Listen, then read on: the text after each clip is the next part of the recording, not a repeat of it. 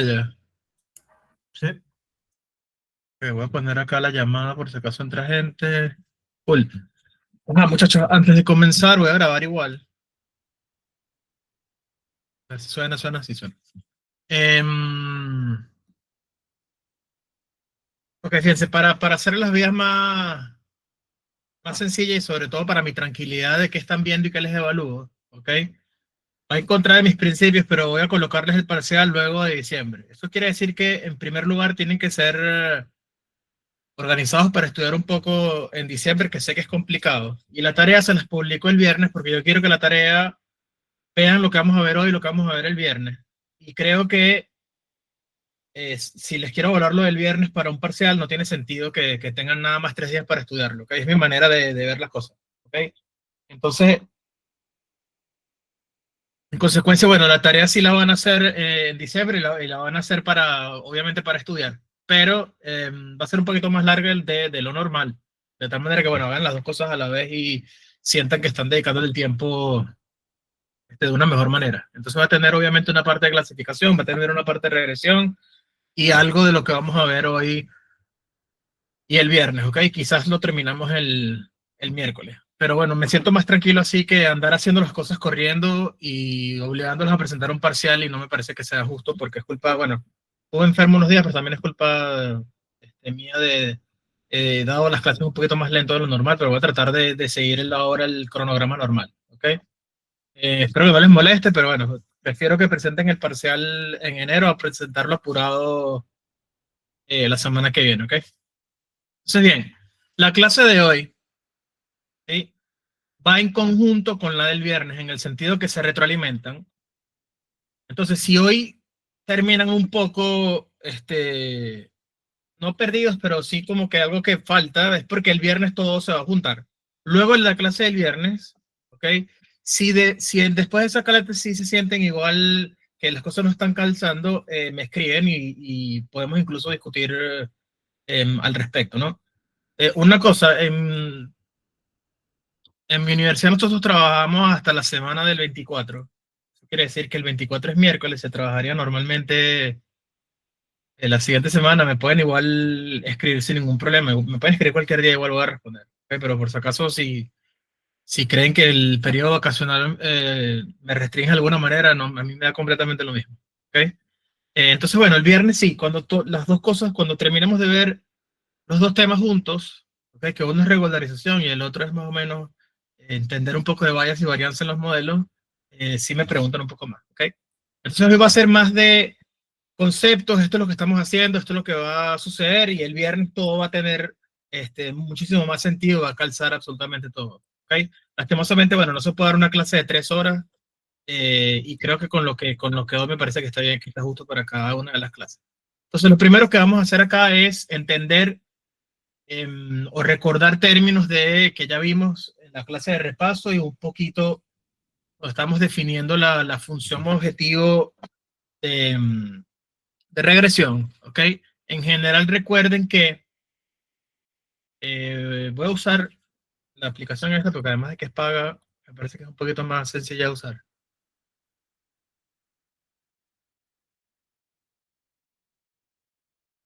Okay. Espero que no cambie tanto el tamaño de... Okay. Recuerden cuando teníamos el problema de regresión, incluso también funciona para regresión logística, a pesar de que cambie la F, la función de pérdida es la misma. Al final llegamos a la conclusión de que podemos tener dos caminos, ¿okay? El primer camino, si se acuerdan, es intentando medir los errores cuadráticos, en cuyo caso tenemos la suma para todos los datos que tenemos disponibles, ¿okay?, de mi valor real de cada una de las clases, menos la función. Aquí coloco función porque no importa si es regresión o regresión logística, ¿ok? Evaluaban XY, esto elevado al cuadrado. Esto es lo que llamábamos normalmente OLS, ¿okay?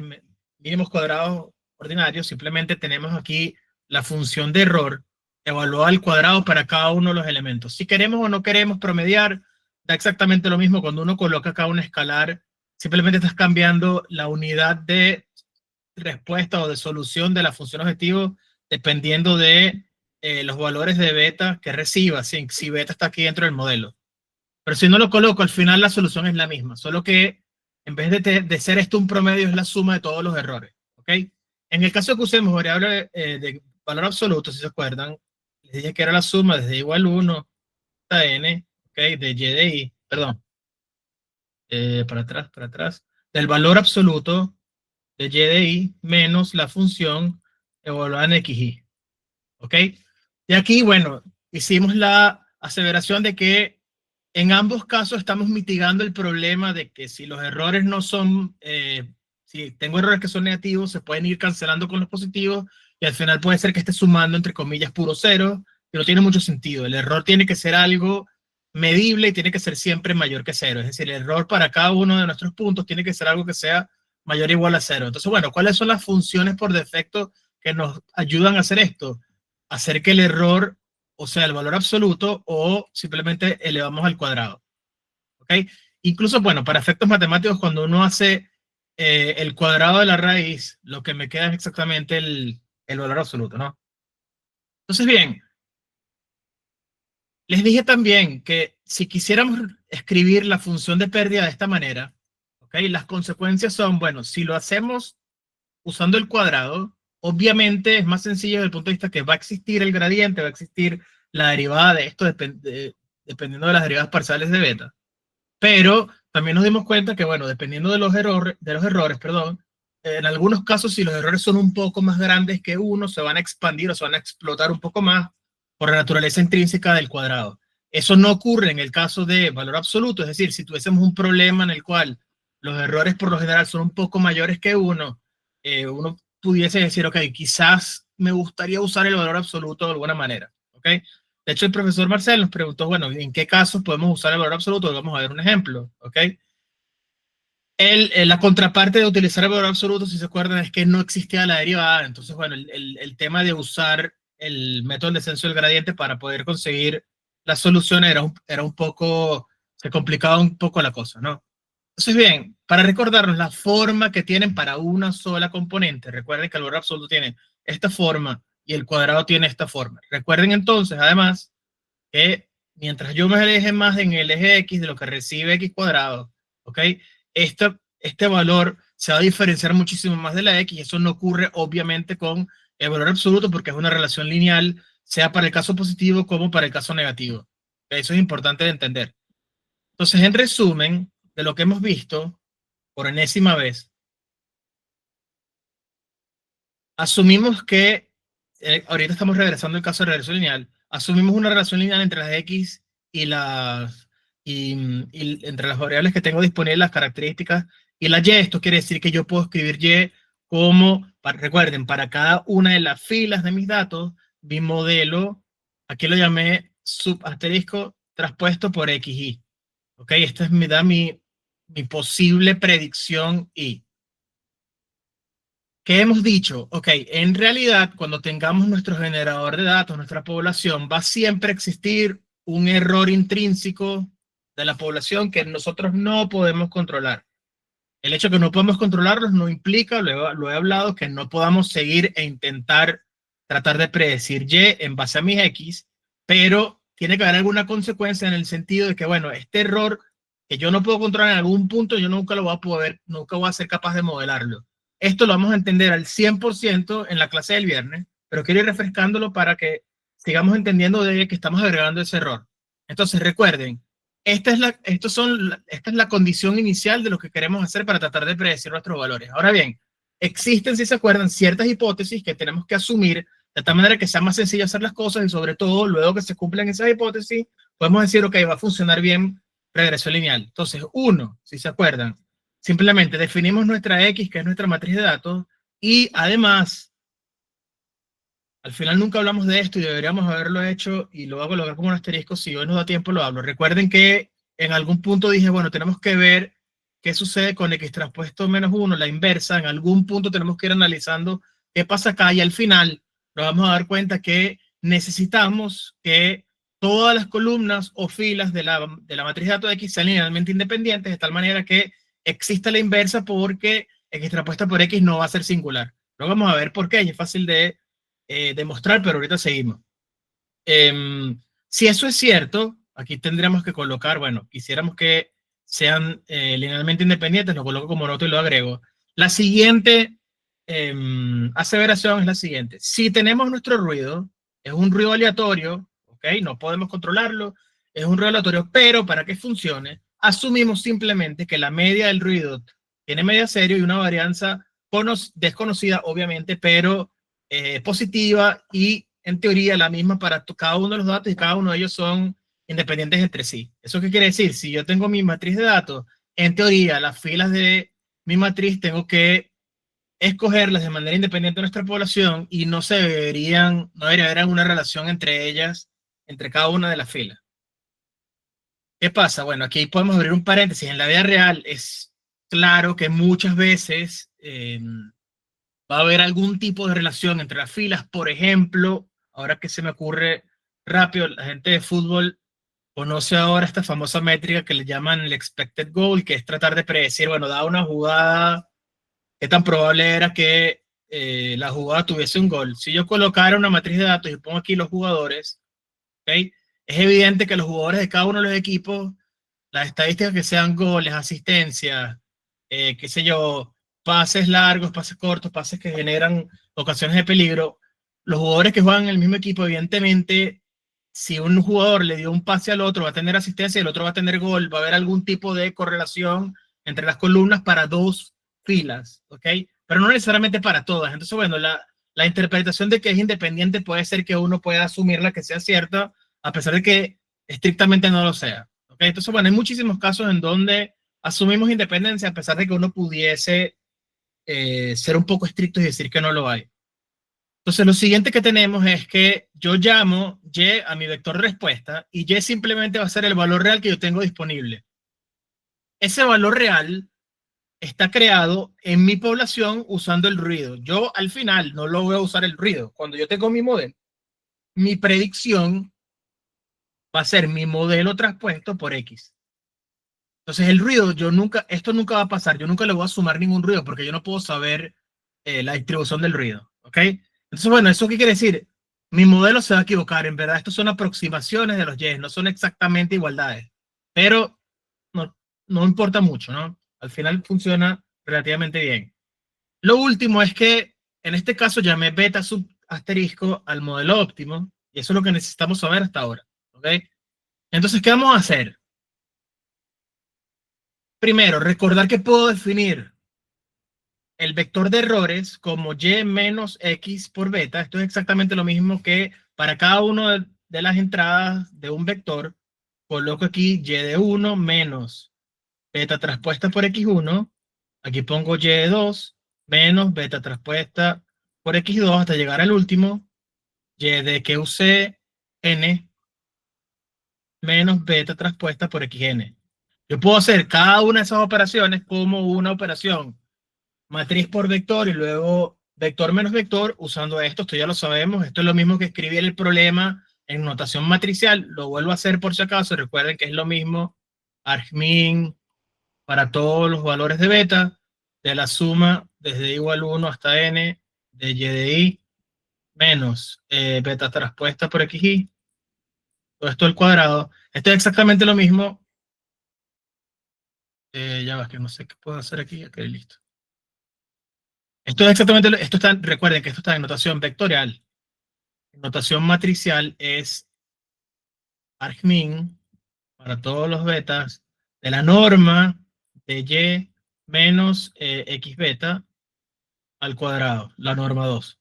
Estas son definiciones que son equivalentes.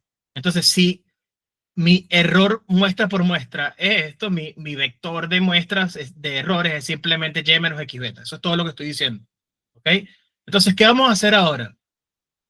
Este es nuestro resumen del contexto de lo que hemos hecho. Ahora vamos a definir un problema general de optimización. Entonces, imagínense que no va a resolver nada más un problema de optimización para el caso de regresión lineal, sino cualquier tipo de problemas de optimización. Voy a intentar escribirlo. ¿Ok? Vamos a tener 4 partes. Obviamente, uno puede colocarle mucha más complejidad a los problemas de optimización. Esto es una manera compacta de escribir los problemas de optimización que se resuelven en el 99.9% de los casos de Machine Learning. ¿Ok? Entonces vamos a tratar de entender qué estoy escribiendo aquí. Primero, esta es la manera en la cual se define el problema. ¿Ok? Los problemas, fíjense que tienen parámetros, por así decirlo. Esos parámetros son aquellos valores que yo no voy a utilizar al momento de realizar mi minimización, sino simplemente son valores de precondición que tengo que enviarle al problema para que el problema yo lo pueda definir. En este caso particular, los dos parámetros son números. El primer número es este escalar que está aquí y el segundo número es este escalar que está acá. ¿Ok? Eso quiere decir, para yo escribir mi problema de optimización, mi problema debe primero recibir esos valores y luego que los tengo, ahora sí comienzo a resolver lo que sea que tengo que resolver.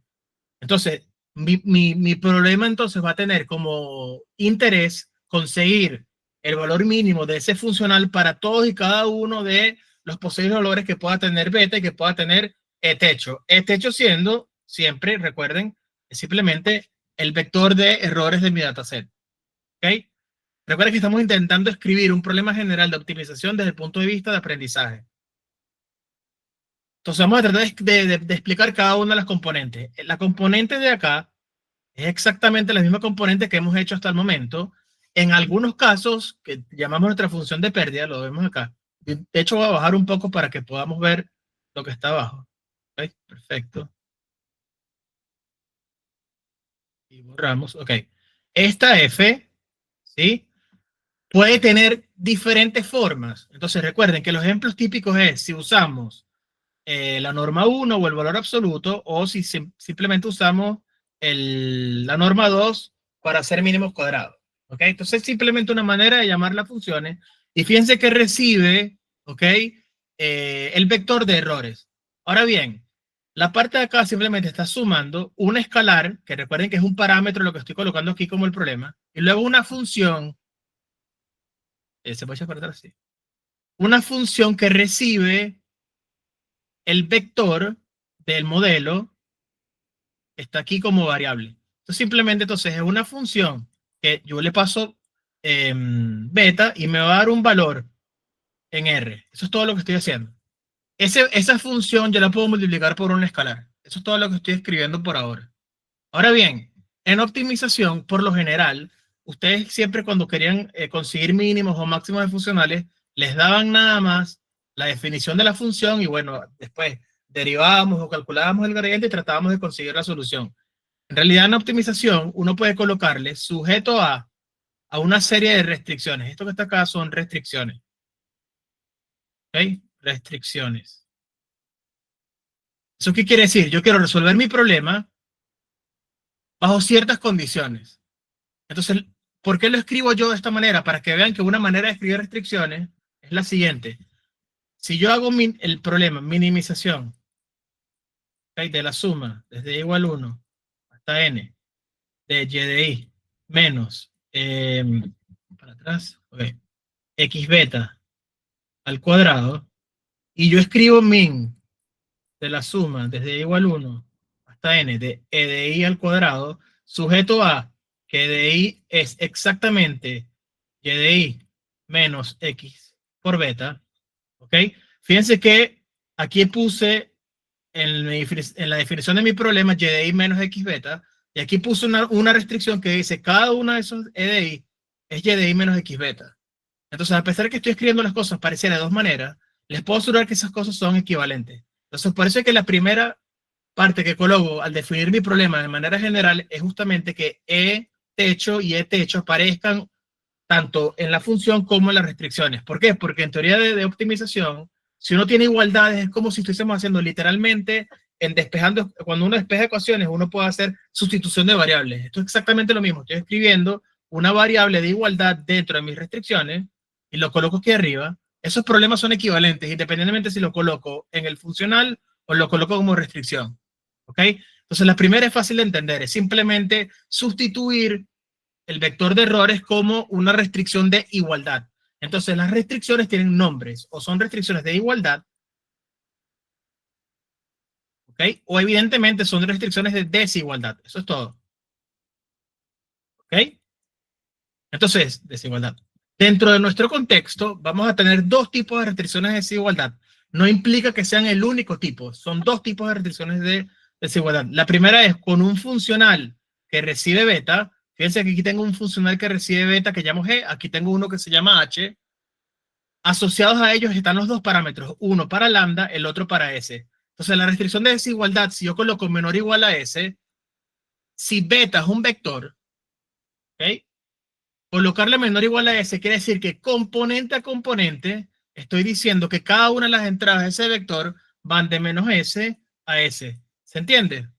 Aquí sí, sí es importante frenarme y que todos estemos en la misma onda. ¿Se entiende esto? ¿Podría repetirlo? Pero estoy adelantándome. Si yo coloco menor o igual a S, quiere decir esto, simplemente esto. Componente a componente, cada una de las entradas de beta, si la función fuese, si h de beta, aquí mi cerebro está andando más adelante. H de beta simplemente es la matriz de identidad, ¿ok? Es una función que simplemente mapea para cada uno de los valores de beta, voy a beta. Entonces, si yo escribiera h de beta, ¿okay? Menor o igual a S, es simplemente decir que componente a componente, todos los elementos de mi vector beta son menores que S. ¿Se ve? Aquí me fui adelante y empecé en mi cabeza estoy pensando que estoy utilizando H como el valor absoluto y por eso queda menos S a S, pero ahorita vamos a ir más adelante a colocarle diferentes valores. Entonces, supónganse, ejemplo, el más básico posible. La función que recibe beta es simplemente beta igual. Esto es exactamente decir que estoy multiplicando por la matriz de identidad. O estoy multiplicando simplemente, quiero que nada más mi función me devuelva el vector S.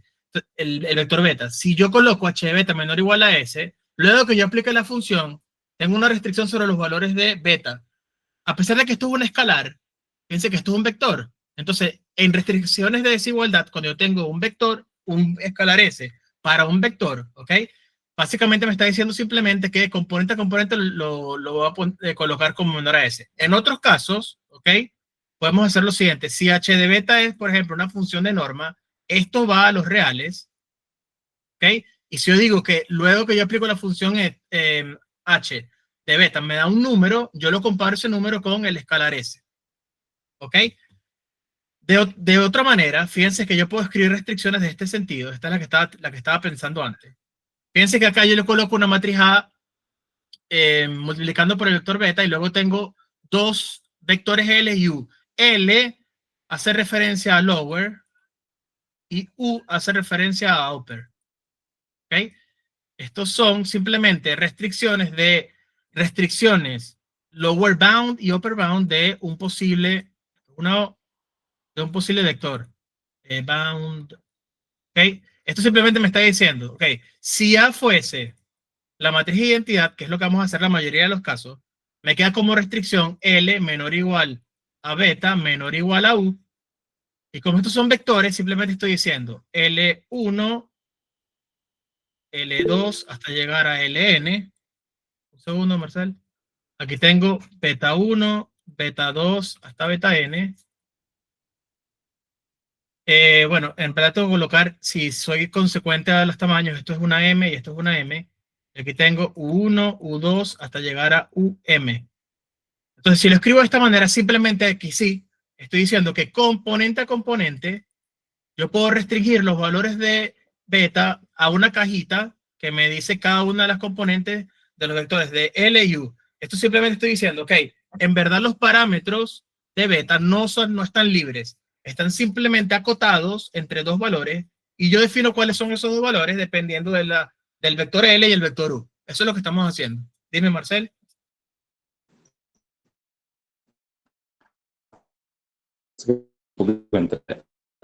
En problema de optimización, el S que viene a representar, disculpa, porque ¿Qué está T cosa? de lambda S, ¿no? En el problema, ¿no? En lo que estás explicando, estamos partiendo de P de lambda S, ¿no? Pero el Sí, S que viene a representar dentro del modelo. son parámetros simplemente de mi problema. Entonces, antes de yo Ok, definir mi problema, entonces, ajá, uh-huh. No, entonces, entonces, en la restricción lo que estamos buscando es que con esa restricción de h de beta estamos buscando también acotar al parámetro. sí, no, aquí me confundí, vamos a repetirlo lentamente. Primero, esto es una restricción de igualdad. Esto es similar a hacer sustitución de variables, ¿ok? Luego, esta restricción en realidad es la restricción de la función escalar, ¿ok? Lo que pasa es que tengo un problema aquí que luego van a ver en el video. La chihuahua está fastidiándome, estoy luchando con ella para poder dar clases. Pero bueno, tengo esta restricción de la función escalar. Recuerden una cosa, una función escalar que recibe un parámetro beta, un vector, es simplemente una función que va de R. Beta en este caso está en M, ok, esto va de Rm a R. La norma es un ejemplo de una función escalar. De hecho, los ejemplos que vamos a usar de H son todos normas, ok. Esta restricción lo que hace es, luego que yo le aplico la norma, me da un valor que está en R, ¿verdad? La norma 2 es la suma de los cuadrados de las entradas de beta. La norma 1 es la suma de los valores absolutos. Luego que yo tengo la salida de esa función, lo comparo con este escalar S, ¿ok? Eso es lo que estábamos haciendo en la segunda restricción. Entonces, ¿qué es ese? Son simplemente parámetros del problema antes de que yo quiera resolverlo. Eso es literal decir, las precondiciones para yo definir mi problema tienen dos escalares. Esos escalares te los doy. Esto es 1, esto es 2, y luego defino minimización de f de e más 2 veces g, y luego tengo h de beta menor o igual a 1. Lo puse al revés, obviamente. Vamos a colocar, vamos a borrar aquí. Ok, este es 2, perdón, y este es 1. Ok. Antes de definir mi problema, son parámetros antes de escribirlo. ¿Por qué? Porque yo puedo modificar los valores de lambda y s, y justamente lo que vamos a hacer es tratar de controlar cuáles son esos valores. Estos parámetros que reciben nuestro problema en la literatura, si ustedes ven un curso en Coursera, ¿cómo se llama la otra? EDX, me acuerdo, Coursera, DataRoots, todas estas páginas, es lo que llamamos hiperparámetros. ¿Okay? Los hiperparámetros son aquellos valores que yo controlo antes de definir el problema. ¿Ok? Simplemente tengo que tener ese valor porque son escalares que tengo que colocarlos antes de poder resolver mi problema. Si yo no los coloco, si yo no los defino, yo no puedo colocar aquí S y lambda como variables, porque tendría que entonces colocar aquí coma lambda, coma S. Y ahí resuelvo mi problema. Tiene 4 variables, obviamente es mucho más complejo. ¿Ok?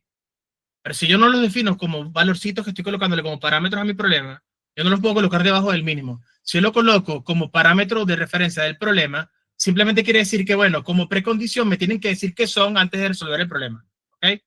Entonces, estoy escribiendo esto, ok, recuerden, estoy escribiendo esto simplemente de manera general.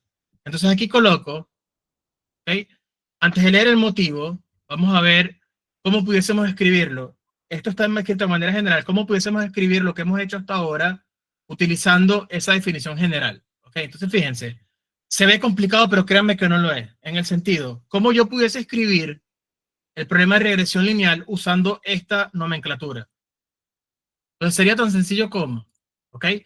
Como en ningún lado cuando hacemos regresión hay una función para beta, no sé por qué esto cada vez que selecciono algo lo cambio, pero bueno, fíjense que no hay ningún lado ninguna función de beta. ¿Eso qué quiere decir? Que la función g y la función h me tienen que dar 0.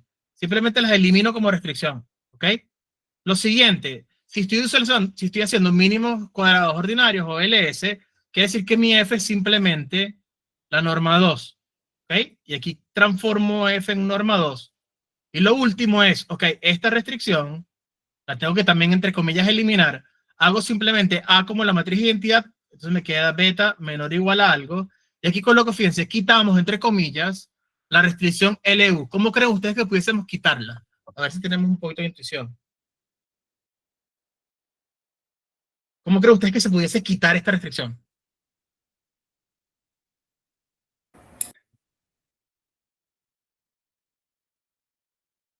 ¿Qué harían LU? Defino el dominio. Si quiero que defina el dominio y que el dominio esté libre, ¿qué tengo que colocar en LU?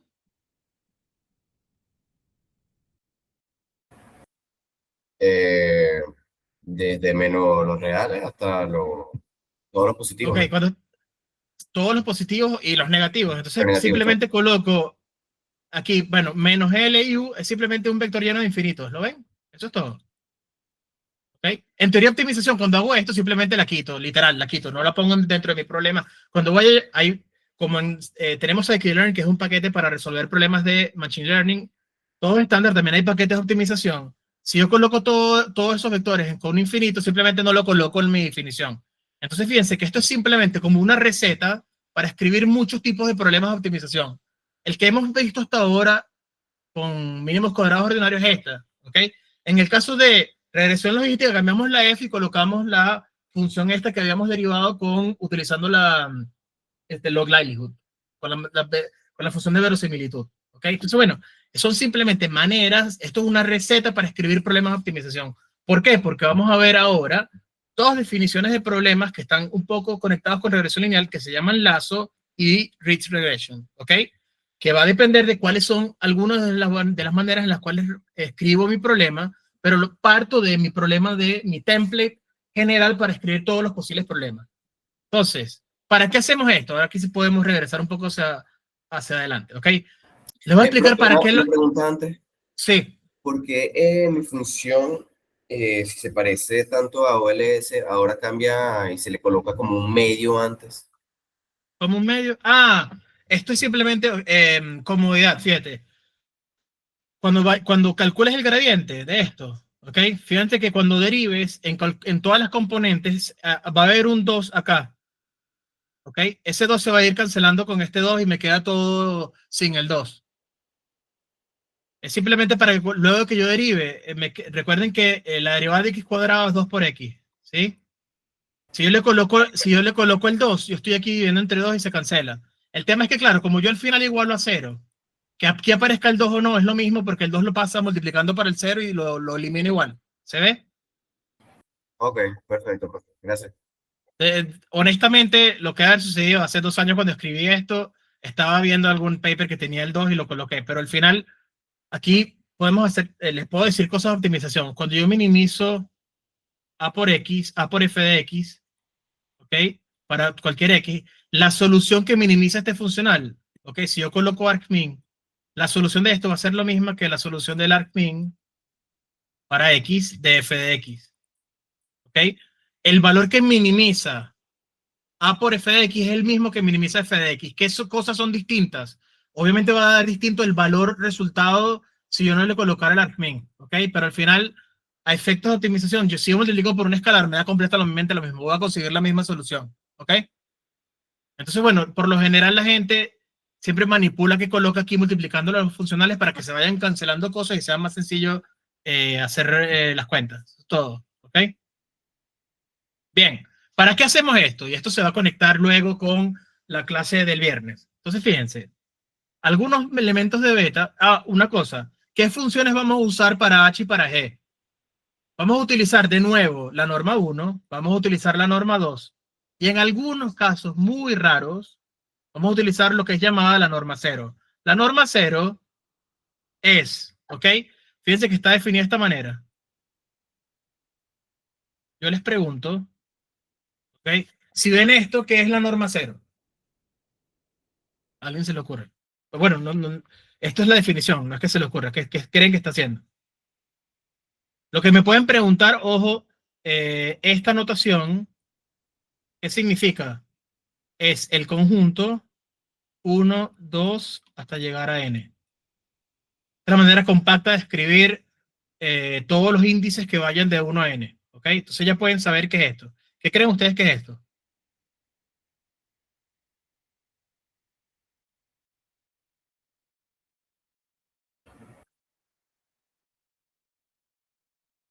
Definición de conjuntos, primero. ¿Qué está diciéndome esto? Aquí veo llave, llave. Esto es un conjunto.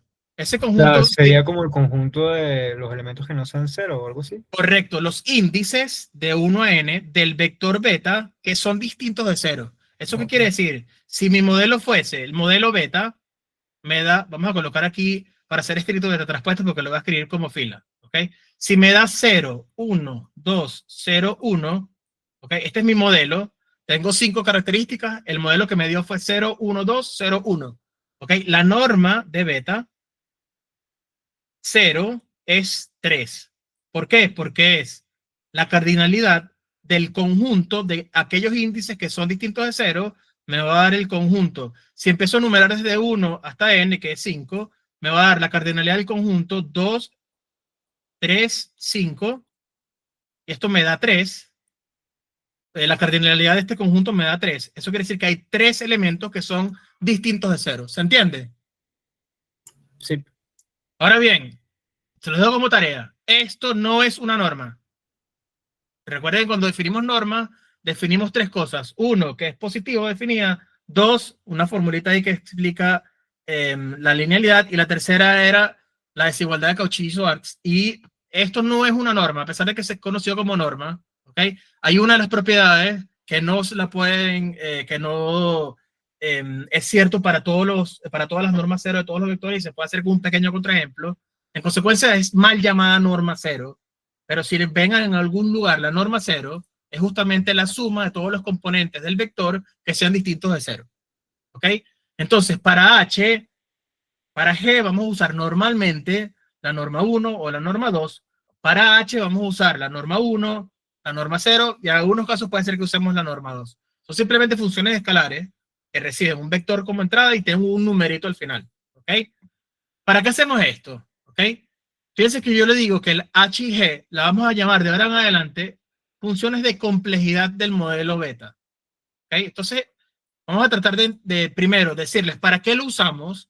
Les explico qué es lazo y Rich. Y la clase que viene vamos a darle una definición formal a qué significa esto de complejidad. ¿Ok? Entonces, bueno, voy a leer y discutimos juntos. Entonces dice, motivo. Normalmente intentamos minimizar el valor de una función de error, que notamos como f, para ser evaluada, en e, que es el vector de errores, para encontrar buenos estimadores de beta asterisco. Esto ya todos lo sabíamos. Esto no hay nada nuevo. Para lograr esto, agregamos una o más funciones de complejidad que denotaremos como g y h, que controlarán, entre comillas, el estimador beta para ayudarnos a combatir el problema comúnmente conocido como sobreajuste. Por ahora no sé, no les he dicho qué significa sobreajuste, lo mencioné en 2 clases, pero la idea es combatir este problema. Vamos a entender 100% qué significa esto comúnmente conocido como sobreajuste la clase que viene, pero en la clase que viene, para poder explicarles por qué lo combate, necesitamos saber la definición de lazo y Rich, sin necesidad de adentrarnos en la definición de sobreajuste, bias o varianza. Para poder entender todo, necesitamos saber qué es lazo y qué es Rich. Por eso la primera clase es lazo y Rich, ¿ok? Entonces hay varias formas de describir este problema.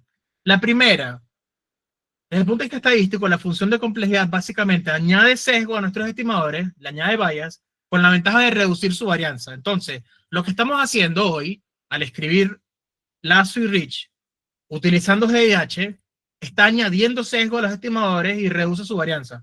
Por ahora no sabemos qué significa eso. Lo cierto es que en algún punto vamos a hacer lo siguiente. Yo voy a ser capaz de escribir qué significa esto, bias de beta.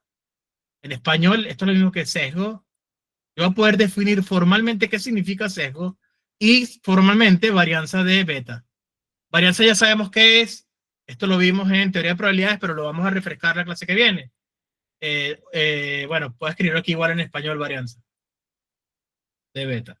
Entonces, ¿qué está diciendo esto? Está diciendo, la función de complejidad G o H básicamente va a añadir sesgo. Eso quiere decir que el sesgo que tenía el bias lo va a subir. Y en algunos casos, con la ventaja de reducir la varianza, esto va a bajar de alguna manera. Esto significa que se encuentran mejores estimadores para los cuales podamos generalizar mejor para los datos desconocidos. Entonces, al hacer esto, pareciera que si yo aumento el sesgo de esto y reduzco la varianza del estimador, dice que me ayuda a generalizar mejor. Luego vamos a ver qué significa esto. Por ahora, me interesa que se entienda, ¿ok? Al incorporar estas funciones a mi problema, va a pasar esto. Segundo, desde el punto de vista no estadístico, ¿ok? Esta es la manera en la cual lo ve casi toda la gente en el área, que no son de estadística. La función de complejidad simplemente puede ayudar a simplificar los estimadores en el sentido de utilizar pocos regresores distintos de 0. Esto quiere decir, beta es mi vector de posibles soluciones. Yo voy a tratar de reducir la cantidad de ellos que son distintos de 0. Si antes tenía disponibles M, porque tengo M características, por lo general me interesa que el número de valores que estén dentro de ese vector vamos a llamarlo M', que son distintos de 0, sea considerablemente menor al tamaño total que tengo disponible. Y luego vamos a ver por qué. Eso lo que quiere decir es que en datos reales, la mayoría de veces todas las características que tengo disponibles, en verdad no son las que debería usar un conjunto un poco más reducido. ¿Cuánto lo vamos a reducir? No lo sabemos, no hay manera de saberlo de antemano, pero la idea conceptual es, bueno, en teoría debería reducirlo. ¿Cómo lo reduzco? ¿Lo selecciono yo o tengo un método que me ayuda a reducirlo? Con Lazo, vamos a ver hoy que existe una manera de resolver este problema, se reduce de antemano. Al resolver el problema ya tengo un vector cuyas soluciones están completas absolutamente, algunas en 0. Vamos a ver por qué después. ¿Okay? Termino de leer. En el sentido de utilizar pocos regresores distintos de 0 y o valores moderados, que nos permita tener modelos fácilmente comprensibles. Entonces, para los estadísticos, aumentar el bias y reducir la varianza mejora algún punto el problema de generalización. En el contexto de computación, la gente de nosotros, los ingenieros de computación o gente de ciencia de computación, reducir la cantidad de elementos que son distintos de 0 del vector hace que los modelos sean más fácilmente comprensibles. ¿Por qué? Si tengo menos valores del modelo distintos de 0, si tengo más valores en 0, obviamente quiere decir que mi modelo es un poquito más sencillo de entender porque no necesito 100 variables, necesito nada más 10. ¿Ok? Este proceso en el cual modificamos o tenemos algún tipo de control sobre los valores de beta, ¿okay? De mi modelo, es lo que comúnmente se conoce en la literatura como regularización. Y esto es tan importante que regularización aparece en casi todos los problemas a partir de acá, en el sentido, siempre tenemos que colocar esta componente extra, sea, ¿ok? En la función objetivo o en las restricciones. ¿Okay? De tal manera de que yo tengo que tener algún tipo de control sobre mi vector modelo resultante. Y ese control lo voy a poder manipular con los hiperparámetros que yo voy a cambiar antes de resolver el problema. Eso quiere decir que en mi proceso para conseguir el modelo beta, no solamente resolvemos el problema para tratar de conseguir el mejor, sino que de alguna manera tengo que modificar los valores lambda y s para poder compararlos entre sí. Y justamente, si se acuerdan, cuando yo les decía que tenía modelo 1, modelo 2, modelo n, tengo muchos tipos, déjame poner un poquito más grande esto, perdón. Tengo modelo 1, modelo 2, modelo n, ¿ok? Si yo hago para todos estos, quiero conseguir muchos modelos y resuelvo el mismo problema de regresión, ¿qué puedo cambiar yo? Bueno, utilizo lambda 1, S1, este es lambda 2, S2, hasta llegar a lambda n, Sn. Es decir, para cada uno de los modelos tengo distintos valores de lambda. Esto es lo que yo puedo controlar. Yo puedo controlar los valores de hiperparámetros para mis datos. ¿Okay? El problema de regresión final es el mismo siempre. Siempre voy a hacer X traspuesto por X inversa, multiplicado por X traspuesto por Y. Entonces, ¿qué puedo controlar yo? Justamente puedo controlar la complejidad de mi modelo usando esta técnica que se conoce como regularización. Entonces, para diferentes valores de lambda y S, voy a ver cuál es el que funciona mejor. Les voy a enseñar técnicas, obviamente, para poder compararlos. Y luego digo, bueno, esta es la configuración que funciona bien. Esta es la que voy a usar para mi problema. ¿Se ve la idea? ¿Por qué? Porque si yo no tuviese de alguna manera un control sobre el problema, no sé si nos se han puesto a preguntar, bueno, yo tengo mis datos, hago regresión, y al parecer es siempre la misma solución, yo no controlo nada. ¿Por qué existe esta materia? La realidad es que, bueno, no es tan sencillo como resolver el problema. Tengo que tener algún tipo de maneras de modificar estos valores para entender, ¿ok? Reducir sobreajuste, aumentar cuando el modelo no está funcionando absolutamente nada bien, sino que necesito agregarle más iteraciones, agregarle más complejidad, lo que sea. Luego vamos a ver, el viernes se cierra todo el ciclo y entendemos, ok, esto en realidad es lo que está pasando. Entonces ya sabemos cómo resolver los problemas, bueno, o cómo obtener los problemas en el caso de regresión. Ahora estoy dando una herramienta nueva y le digo, ok, yo voy a poder controlar, ok, algo del problema. Vamos a entender qué significa ese algo, ok. Entonces, ya, ahorita con Lazo vamos a ver qué se puede controlar. Entonces, ¿se entiende esta idea? De alguna manera vamos a usar unas funciones que las vamos a definir exclusivamente para el modelo. Y la idea, bueno, vamos a ver, la clase quiere que significa aumentar, reducir la varianza, aumentar el bias.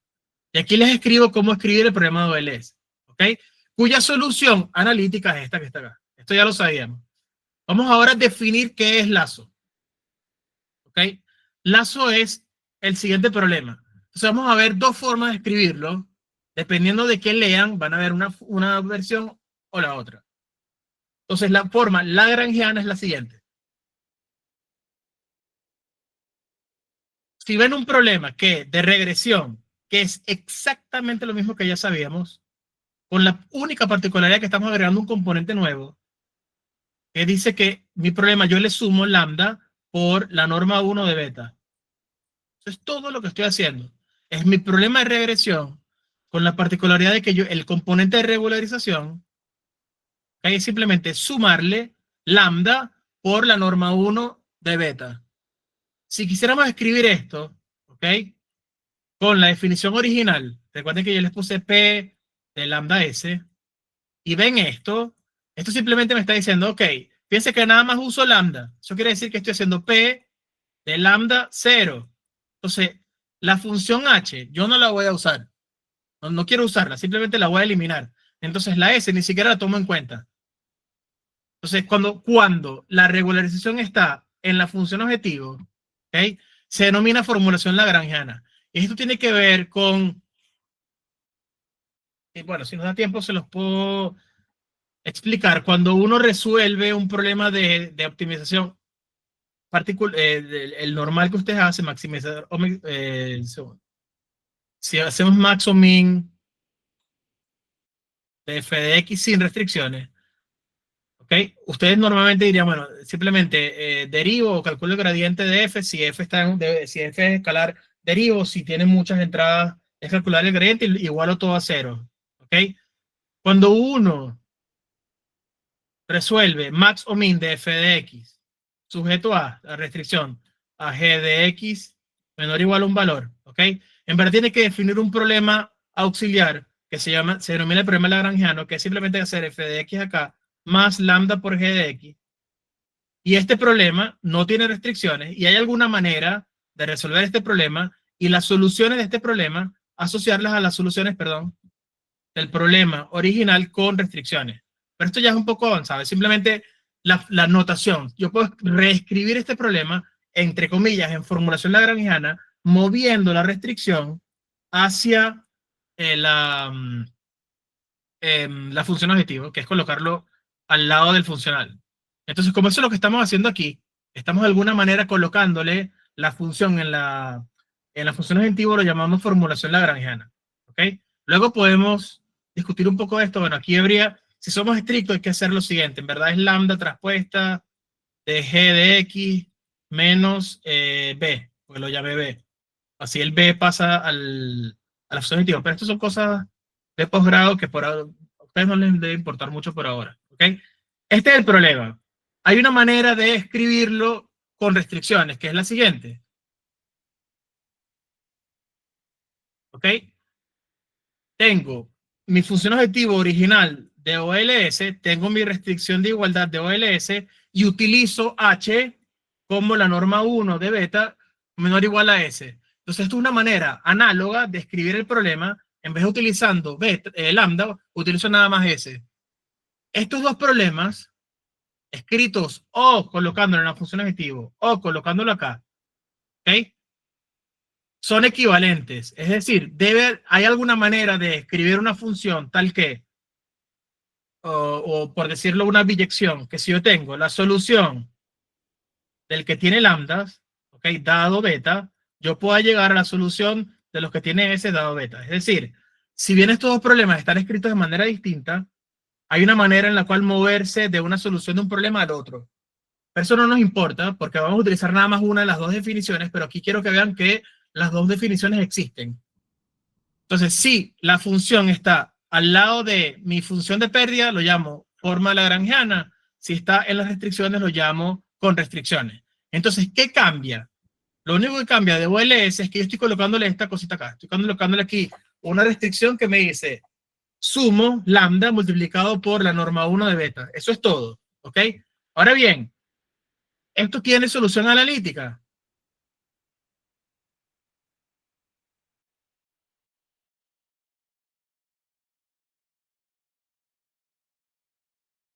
Bueno, aquí les tengo la respuesta si son vivos, ¿ok? La respuesta es que sí, pero bueno, bajo ciertas condiciones. Pero bueno, imagínense que no lo tuviese. Tener esto acá es lo mismo que, si se acuerdan, colocar lambda multiplicado por la suma desde igual 1. ¿Cuántas entradas tiene beta? M de el valor absoluto de lambda i. ¿Ok? Entonces, claro, estoy usando norma 1, aquí hay un valor absoluto. Existe solución analítica, pero aquí hay un valor absoluto. Me va a fastidiar un poco el hecho de calcular derivadas con valores absolutos. Entonces, bien, para no adentrarnos en cómo se calcula, ¿ok? Vamos a leer acá cuando utilizamos la definición en el caso de lagrangiano, qué es lo que está sucediendo, ¿ok? Entonces, la regresión lazo es un método de contracción, por eso una de las S es shrinkage, ¿ok? Que impone penalidad L1. Cuando lean que impone penalidad L1, lo único que está diciendo, créanme, es sumar este componente de acá en los parámetros de beta. Entonces dice, el lazo consigue el modelo óptimo de beta que minimiza la función f de beta, lo que teníamos antes en forma matricial, lambda por la norma 1 de beta. ¿Ok? Entonces fíjense, esto es algo, este comentario acá, vamos a verlo ahora con un caso particular, pero lo que dice es lo siguiente. La penalización L1 implica esparcidad de la solución en los parámetros del modelo. Y como veremos, puede llevar a muchos coeficientes al cero teórico. Esto quiere decir que de manera teórica uno puede demostrar que algunos de los valores de beta van a cero. Entonces, el hecho de resolver este problema, ¿okay?, implica que algunas de las entradas de beta van exactamente a cero.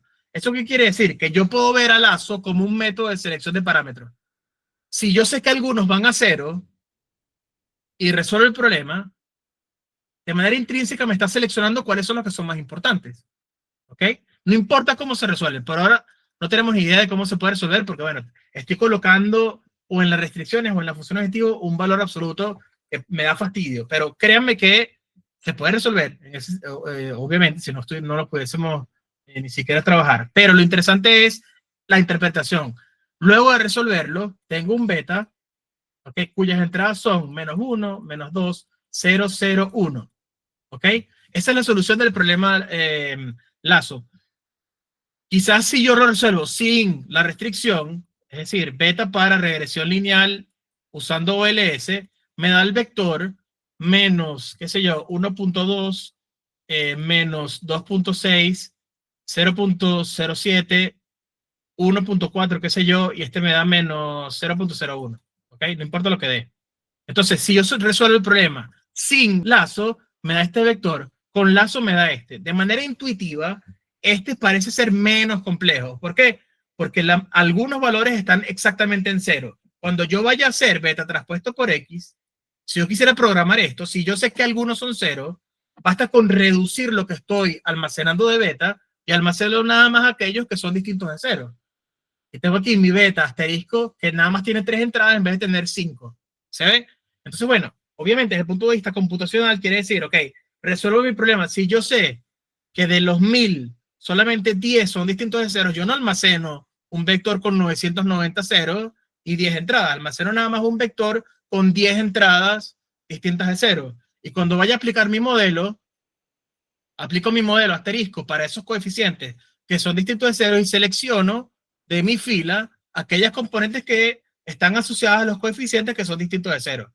Entonces, de alguna manera, estoy seleccionando los parámetros porque no voy a usar todas las columnas y aprovecho dos cosas. Uno, en teoría, me está diciendo que esto generaliza mejor. El viernes entendemos por qué, pero en teoría, asumiendo que me creen, este modelo en teoría funciona mejor y además son menos parámetros. Estoy ganándole por dos lados. Uso menos, es menos complejo y en teoría es mucho mejor. ¿Ok? Entonces, ¿cuándo este problema tiene solución analítica? ¿Cómo se resuelve? No importa, pero créanme en la solución en el sentido de que vamos a ver cómo va a el mínimo teórico. Entonces, ¿cuándo tiene solución analítica? Creo que es este, ¿no? A ver, no. Ok. ¿Cuándo tiene solución analítica? Entonces, perfecto. Si X transpuesto por X es la matriz de identidad, ¿cómo se conoce esta matriz de identidad? Perdón, esta matriz, si X transpuesto por X identidad, ¿qué significa que es X? Eso es porque cambia el tamaño si yo no lo hago. ortogonal. Ortogonal, perfecto. Si además para cada X, para cada fila X traspuesto por XJ fuese 1, ¿qué sería?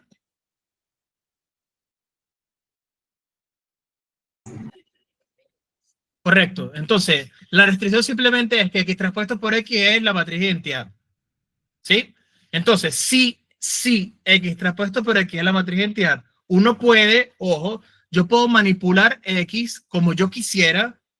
Hay maneras de manipular X para es decir, si yo tengo mi X, yo puedo hacer una transformada de X, tal que la transformada traspuesto por la transformada de X me dé una matriz ortonormal, ¿ok? Yo pudiese hacerlo si yo quisiera. Entonces, en el caso de que eso fuese cierto, tenemos solución analítica.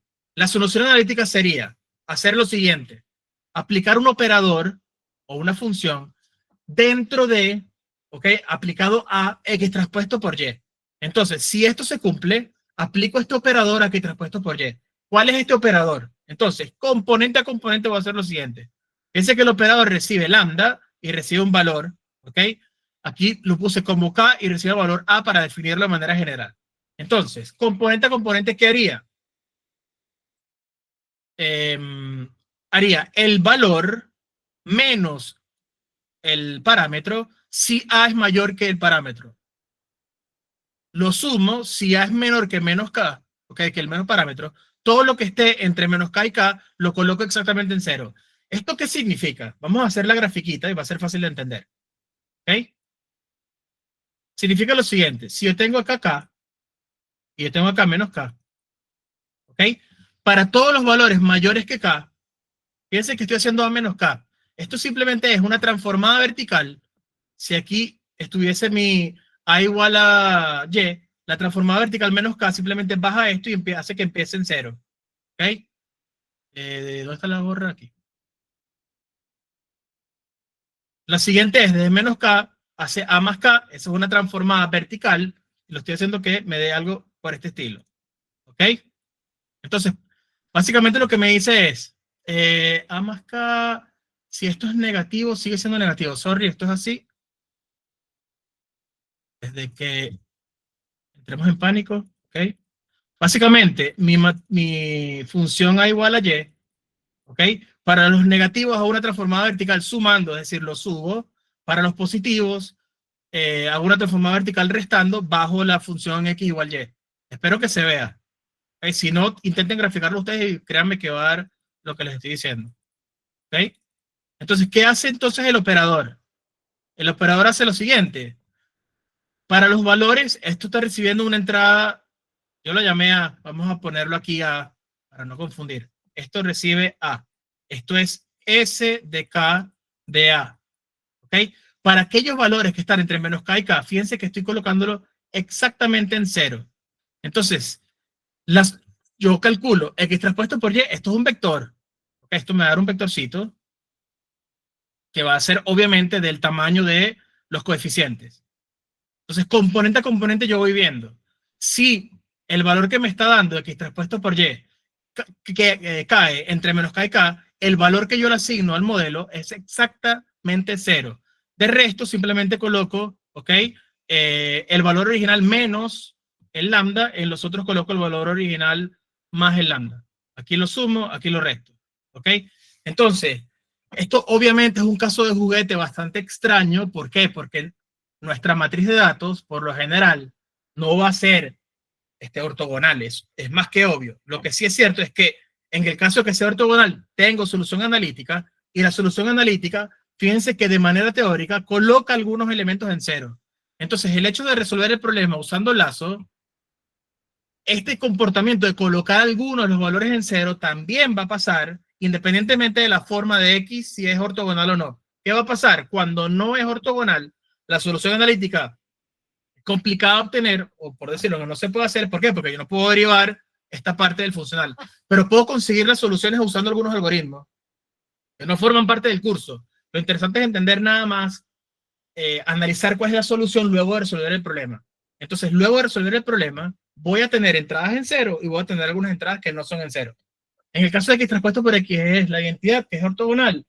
Puedo incluso no resolver ningún algoritmo porque ya tengo la solución analítica. ¿Esto lo tengo disponible siempre? No, tengo disponible nada más en el caso que sea ortogonal, pero nos ayuda a entender, ¿ok? Que en el caso que sea ortogonal, yo puedo describir explícitamente la solución y alguna de las entradas las llevo exactamente a 0. Entonces, fíjense por qué nos damos una idea de qué es lo que hace lambda. Fíjense en algo. Si lambda es 1, ¿okay? Quiere decir que yo estoy colocando desde -1 a 1 mis restricciones. Fíjense que si yo agrando el tamaño de lambda, ¿ok? Estoy colocando lambda por aquí y por acá, más valores van a entrar en 0. Eso quiere decir que mientras lambda sea más grande, estoy restringiendo mucho más, añadiéndole más restricción a beta. En consecuencia, la complejidad es menor. Fíjense que mientras más grande es lambda, yo le estoy dando más, estoy colocando muchísimos valores en 0 y estoy reduciendo el tamaño de mi vector, de mis entradas que son distintas de 0, y mi modelo en teoría es un poco menos complejo. ¿Por qué? Porque tengo menos variables que usar. Si yo coloco lambda en 0, fíjense, si yo coloco lambda en 0, quiere decir que lambda está acá, estoy colocando mi vector completo y absolutamente libre. Estoy haciendo regresión lineal básica. ¿Ok? ¿Se entiende la idea? ¿O la interpretación? Entonces, la función de complejidad simplemente me dice, ok, ¿cómo yo puedo restringir los valores de mi vector solución? Desde el punto de vista estadístico, esto es, aumento el bias, reduzco la varianza. Por ahora, esto son palabras porque necesitamos la clase que viene, pero espero que se entienda que, bueno, simplemente agregar esto tiene bastantes implicaciones y podemos ver entonces la interpretación lógica asumiendo distintos valores del lambda. ¿Qué es Rich? Profe, una pregunta antes de Sí. continuar. Sí. Esto de Lasso y Rich, ¿lo estamos haciendo como para controlar un poco el error? ¿O porque o sea, ¿qué está en la regresión? Buena pregunta, ¿no? Ya va. Fíjate. Esta es la clase del viernes, ¿ok? En la clase del viernes vamos a ver. Aquí tengo el error, ¿ok? Sí, la respuesta es sí, pero necesitamos esta gráfica para entenderlo bien. Por eso es que necesito las dos clases y bueno, me gustaría que pudiese hacerlo en 2 o 3 horas, ¿ok? Entonces, bien, ¿qué pasa? Un modelo, mientras más complejo es, ¿ok? Lo que sucede es lo siguiente. El error total es una función que hace más o menos así, ¿ok? Si el modelo es demasiado complejo, el error total puede ser que suba para datos desconocidos, ¿ok? ¿Por qué? Vamos a hacerlo con el ejemplo de, si se acuerdan del polinomio, ¿no? Imagínense que tengo esto, voy a hacerlo con 4 datos para que no, voy a colocar uno aquí, ¿ok? El modelo más complejo posible usando polinomios puede ser, si se acuerdan, el polinomio que pasa por todos los puntos. Imagínense que da esto que está aquí, ¿ok? Este modelo es muy complejo, ¿por qué? Porque obviamente necesito más componentes del polinomio para poder modelarlo. Entonces, fíjate, para datos desconocidos, ¿por qué el bias es 0? Porque ¿por qué me desconectó? Bueno, creo que es tan importante, pero ok. ¿Por qué el bias es 0? Para los datos que tengo, no me está dejando rayar. Para los datos que tengo disponibles, que son, bueno, voy a colocar otro color. Para los datos que tengo disponibles, fíjate que mi predicción para cada uno de los datos es exactamente la misma que la real. Eso quiere decir que el error es 0. ¿Sí? Entonces no tiene ningún tipo de bias. ¿Por qué? Porque está pasando exactamente por todos los puntos que debería pasar. Ahora, para datos nuevos, ¿por qué la varianza es muy alta? Si yo tengo un valor acá, ¿okay? El error cuadrático del error nuevo dado el modelo es altísimo. Ahora bien, si yo uso un modelo sin ningún tipo de complejidad, vamos a echar para atrás.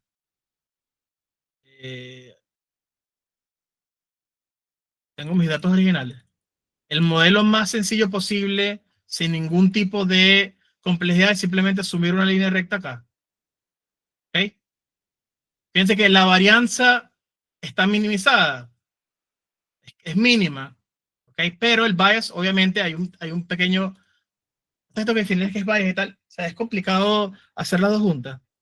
El sentido es que la solución que yo busco es un modelo que no sea tan complejo como que pase por todos los puntos, ni tan sencillo como colocar una constante como solución. Entonces, la idea fundamental es que, bueno, si el modelo es demasiado complejo, me estoy pareciendo demasiado a los datos de prueba, y cuando tengo un dato nuevo, me equivoco muchísimo. Si el modelo es demasiado simple, no estoy aprendiendo absolutamente nada de los datos originales, y cuando tengo un dato nuevo, ¿ok? Voy a tener un error muy alto porque el bias es muy alto. Lo mejor es un escenario medio. El escenario medio puede ser, por ejemplo, para estos datos, yo pusiera un punto aquí, el escenario medio pudiese ser una función que tiene esta forma, ¿ok? No necesariamente una recta, sino esta función. Esta función es suficientemente buena como para que dada una predicción nueva, la varianza no sea tan alta, va a haber un bias porque fíjate que me estoy equivocando con los datos que conozco, pero el hecho de equivocarme un poco, es decir, que el bias exista, sea un poquito alto, implica, como la varianza es muy baja, implica que el error total que estoy cometiendo es el menor error posible. Entonces, ¿cómo yo puedo controlar la complejidad de los modelos? Si yo les estoy diciendo que puedo controlar la complejidad del modelo usando lambda, yo puedo entonces controlar el error total. En vez de ver complejidad, pongo aquí lambda, pongo aquí error total, y trato de ver cuál es el mejor lambda posible, tal que me dé el error mínimo. Entonces la respuesta es sí, yo estoy controlando el error. ¿Pero por qué lo estoy controlando? Porque de manera intrínseca controlo en realidad es la complejidad del modelo. Entonces, luego que yo controlo la complejidad del modelo, yo puedo asociar la complejidad al error. ¿Lo ves? Pero es como ir paso a paso. Controlo la complejidad. ¿Cómo? Modificando los valores de lambda. Luego que lo hago, puedo decir, ok, de alguna manera voy a tener esta gráfica. El tema es que, bueno, para poder entender qué es esta gráfica, tenemos que definir primero qué es bias, qué es varianza, calcular cada una de ellas. Y luego tengo aquí mi función que junta ambas. Entonces, por eso primero necesito saber, cuando yo les diga acá, regresamos a Rich y calculo el bias de Rich, no tiene sentido comenzar la clase diciéndoles voy a calcular el bias de Rich si yo no sé lo que es Rich. ¿Me entiendes? Entonces sí, la respuesta es sí. Vamos a controlar el error total, pero para llegar acá, primero vamos a tratar de definir cuáles son los dos problemas, ¿ok? Eso es todo. Entonces ya explicamos lazo. Lazo es simplemente usar la función de complejidad de la norma 1. Entonces es intuitivo pensar que Rich Regression es simplemente, en vez de usar la norma 1, uso la norma 2. ¿Ok? Entonces, de nuevo, tengo dos maneras de hacerlo. O lo uso con la fórmula lagrangiana, que este color no ayuda mucho, o lo uso con la fórmula lagrangiana o con la forma de restricciones. En el caso de Rich, nada más nos centramos en la fórmula lagrangiana. Entonces, ¿qué es Rich?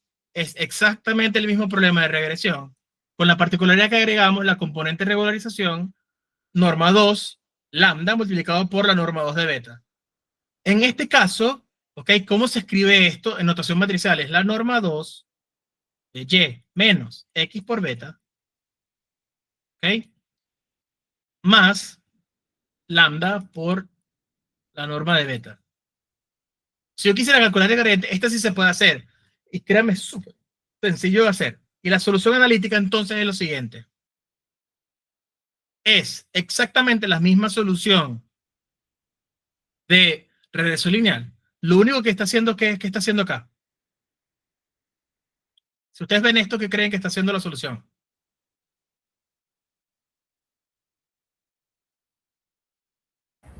Multiplicando lambda por una matriz de identidad. Sí, y entonces, y luego, si tengo esto y lo multiplico por la matriz de identidad, ¿en verdad qué está pasando? Esto es correcto. Lambda está multiplicado por una matriz de identidad. ¿Qué pasa acá?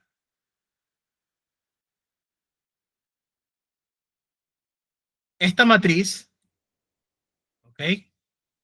Tiene ciertas componentes. Vamos a llamarla G, por la matriz de Gram. G es esta matriz. Esta matriz G, fíjense que X traspuesto está en MN, X está en NM, entonces X traspuesto por X está en MM. ¿Ok? Esto es G de 1, 1, esto es G de 1, 2, hasta llegar a G de 1M. Esto es G de 2, 1, esto es G de 2, 2, G de 2M. Y luego voy aquí, esto es G de M1, G de M2, hasta llegar a G de MM. ¿Se entiende? Entonces, esta es mi matriz. Esa matriz, ¿ok? Yo la estoy sumando con una lambda por una matriz de identidad 1, 1, 1 hasta llegar acá. ¿Qué está haciendo entonces X transpuesto por X más eso? ¿Qué creen ustedes que está haciendo? ¿Qué forma va a tener la matriz resultante?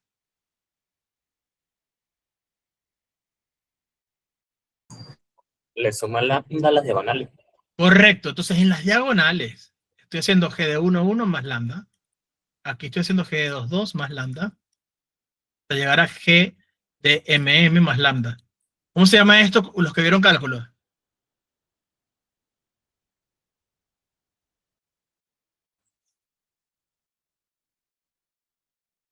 Estoy perturbando la diagonal, ¿verdad? Simplemente le estoy añadiendo un pequeño ruido a la diagonal. Estoy diciéndole, ok, el hecho de añadir lambda le estoy agregando a la diagonal. Ok, estoy sumándole. O sea, resolver este problema, fíjense, resolver este problema es lo mismo que hacer regresión. Solo que en la diagonal principal de X transpuesto por X, estoy sumándole lambda. Entonces, fíjense, el control que yo tengo sobre la solución de regresión lineal, simplemente lo que hace es sumarle lambda a la componente principal, a la diagonal principal de X transpuesto por X. Entonces, ¿qué implicaciones tiene esto? Si esta función, si X transpuesto por X fuese singular, supónganse que la inversa no lo pudiese calcular. Si yo le agrego ruido a las diagonales, voy a poder calcularla. Primera implicación, el hecho de perturbar la diagonal implica, ¿okay?, que yo puedo ahora calcular la inversa. Además, hay otras consecuencias, pero la regularización en este caso es simplemente perturbar un poco, ¿ok?, las diagonales de X transpuesto por X y luego veo qué implicaciones tiene. Eso lo vamos a entender obviamente cuando podemos calcular bias y podemos calcular varianza, pero es justamente lo único que estamos haciendo, lo único nuevo es agregarles ese extra, ese pequeño extra a la diagonal principal. ¿Se ve? Esto es una definición, esto les estoy diciendo. Rich es hacer esto, esta es la consecuencia de la solución analítica. Por ahora no podemos analizar qué hace, simplemente les estoy diciendo lo que hace, ¿ok? Preguntas.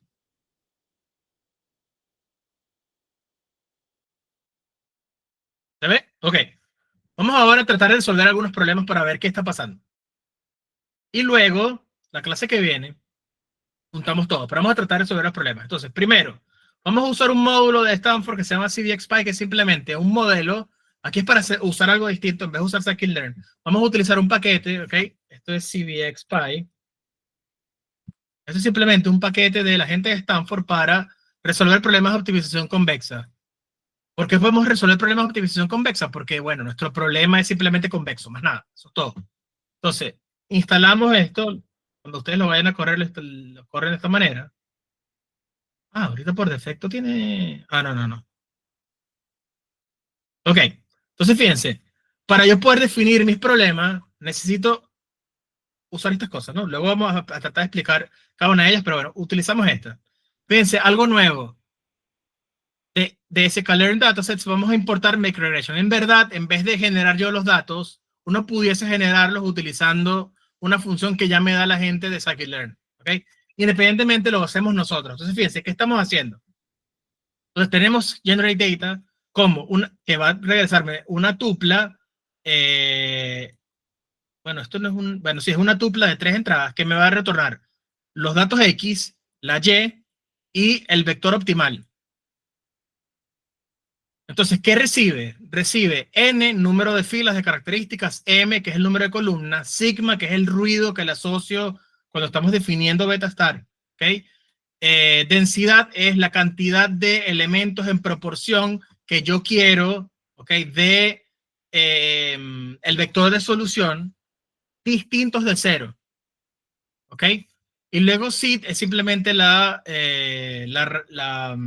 semilla del generador de números aleatorios, ¿ok? Entonces, fíjense, ¿qué hacemos? Primero, seteamos la semilla. Segundo, generamos un vector aleatorio, que es una normal 0,1 de dimensión m multiplicado por sigma. Eso es todo. Entonces, simplemente estamos haciendo una normal 0 sigma, literal sigma como parámetro, y esos son los valores que va a tener mi vector modelo solución. Entonces, de ellos son m. Voy a seleccionar, si pongo densidad 0.2, selecciono de manera aleatoria solamente el 20% como distintos de 0. Si solamente son el 20% son distintos de 0, fíjense que simplemente selecciono de todos los posibles índices el 80% de ellos, por eso hago 1 menos la densidad. sin reemplazamiento, eso quiere decir que no me va a dar 1, 1, 2, 2, sino que es 1, 2, 5, 6, ¿ok? Y yo mismo, cuando genero mi modelo, yo mismo los pongo exactamente en 0. Esto es muy importante, porque aquí simplemente estoy diciendo, mi modelo poblacional, el mejor modelo posible, tiene exactamente los valores en 0. Esto quiere decir que cuando yo haga regresión o use Rich, voy a tener algún tipo de problema porque yo no les dije que esos dos modelos me hacen selección de variables. El único que en teoría va a funcionar relativamente bien, segundo, el que en teoría debería funcionar relativamente bien es Lazo, porque es el único que yo les dije que algunos valores van exactamente a 0. Luego, genero mi matriz de datos X y hacemos, como yo puse en la definición, Y es igual a X multiplicado por beta más epsilon. Epsilon es simplemente, ¿okay?, un vector de ruido de parámetro sigma. Entonces estoy simplemente generando mi escenario básico, como se los he dado yo, lo más básico posible, en donde tengo mi matriz de datos, mi vector y mi vector optimal de modelo. Vamos a ver qué tiene Make Regression. Entonces aquí vamos a hacer esto. Make Regression es similar a lo que yo hice. Tiene una particularidad. Bueno, o muchas. Vamos a colocar aquí el color amarillo. Primero, cool. N samples es análogamente lo que yo coloqué como N. Esto es exactamente lo mismo.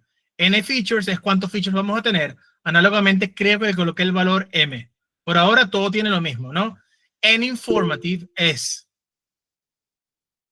ok, no hay problema. Gracias por entrar igual. Fíjense, N informative es el número de variables de todas las posibles que son informativas. Eso quiere decir que el resto, si N features es 100 y N informative es 10, quiere decir que 90 de ellas no son informativas. El hecho de que no sean informativas implica que su valor no debería ser tomado en cuenta. Quiere decir que en el valor de beta, de las que no son informativas, debería estar en 0, porque no me proveen ningún tipo de información al yo hacer beta traspuesto por X. Luego, N-targets es cuántos valores tengo de posible salida. Nosotros hacemos regresión simple. ¿Por qué? Porque nuestra función, nosotros hacemos F va de R, vamos a llamarlo M a R. Estoy tratando de predecir solamente un valor. Uno en realidad pudiese colocar acá y tratamos de predecir muchos valores.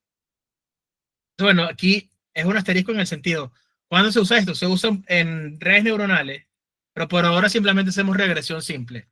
El bias es si le queremos o no agregar la componente de bias al vector beta. El rango efectivo, y aquí es donde cambia un poco la definición. El rango efectivo es el rango de X, es decir, el número de columnas o filas linealmente independientes. Dice efectivo porque, bueno, ellos pueden generar aproximaciones en donde colocan, por ejemplo, en algunos casos, puede ser que algunas de las columnas sean combinación lineal de las otras, en consecuencia, X transpuesto por X no va a tener inversa, y uno puede controlar experimentos de tal manera de ver si mi modelo reacciona bien o no al hecho de tener matrices que tienen combinaciones lineales de las columnas. El hecho es que, bueno, nosotros no, por ahora, no estamos haciendo escenarios tan complejos, estamos haciendo el escenario nada más en donde controlo al menos el posible ruido que yo estoy agregando. Luego, esto que está acá es de mi normal, ¿ok? Que tanto le doy prioridad a los bordes, de tal manera de, bueno, si sumo si aumento la fuerza de las colas, qué tan probable es que aparezcan datos atípicos, ¿ok? Luego, si los quiero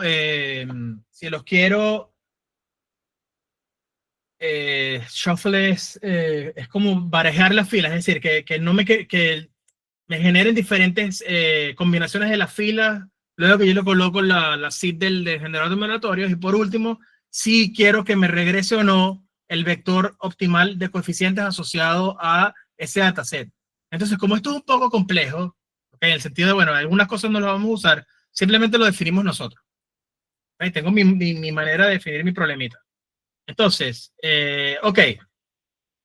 Aquí pongo, utilice Generate Data, lo coloco como tarea porque, bueno, esto algunas veces la clase termina y lo mando de tarea, hoy nos da tiempo. Entonces dice, observaciones sea 30, coloco aquí 30, el número de características sea 100, aquí coloco 100, y la proporción de coeficiente 0 sea igual a 90%, entonces quiero que esto sea 0.9, ¿ok?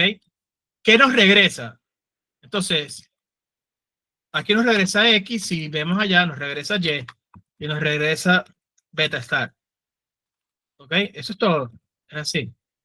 Entonces, cuando hago esto, podemos verificar. Bastante lento.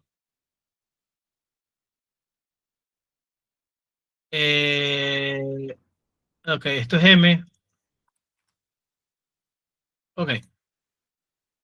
Podemos verificar x.shape, que tiene 30 filas, 100 columnas. Y.shape tiene evidentemente 30 filas. Y beta.shape tiene beta star, perdón. Tiene 100 filas y una sola columna. ¿Por qué? Porque tengo 100 características. Cuando el número de características es mucho mayor al número de filas, regresión lineal va a tener problemas de una. ¿Ok? ¿Por qué? Porque evidentemente si el número de columnas es mayor al número de filas, ya sé que algunas de ellas van a ser el rango efectivo, el rango máximo posible es 30, algunas de ellas van a ser combinación lineal de otras. Es posible que regresión lineal, bueno, es posible no, créanme, regresión lineal va a tener problemas al resolver el problema con tantas columnas que con el número de filas. Entonces aquí siempre me preguntan, bueno, ¿en qué casos es posible que tenga tantas columnas y pocas filas? ¿A alguien se le ocurre un problema que esto sea cierto?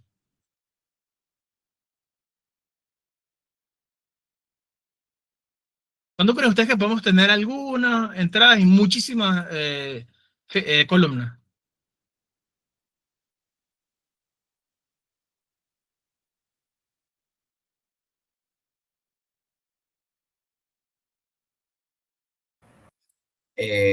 Los 30 viene siendo como un ejemplo, por ejemplo, la cantidad de personas de las que estamos obteniendo registros, ¿no?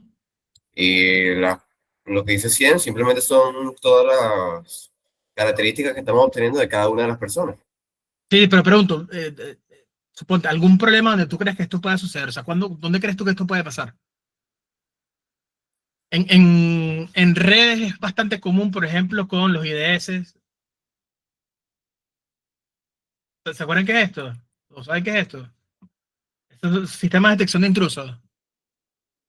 Entonces, un sistema de detección de intrusos básicamente es, imagínense, una caja negra en donde tengo una conexión a un servidor y me diga, bueno, esta conexión si es extraña o no. Que me diga, ok, ¿qué está pasando acá? ¿No? Si le digo, no, tú no vas a entrar, o si no me va a decir, sí, tú eres capaz de entrar. Aquí tengo una conexión, tengo una trama, ok, entonces el número de componentes de la trama, no sé si puede ser que sea TCP o UDP, no importa, que tengo asociado a la trama ciertas componentes, ok, y a la conexión puedo tener incluso, además de que sea TCP, si voy luego a capa de aplicación, puedo colocar en la cabecera HTTP, ok, y digo, ok, quiero todos los valores de mi conexión y quiero saber si esto es extraño o no.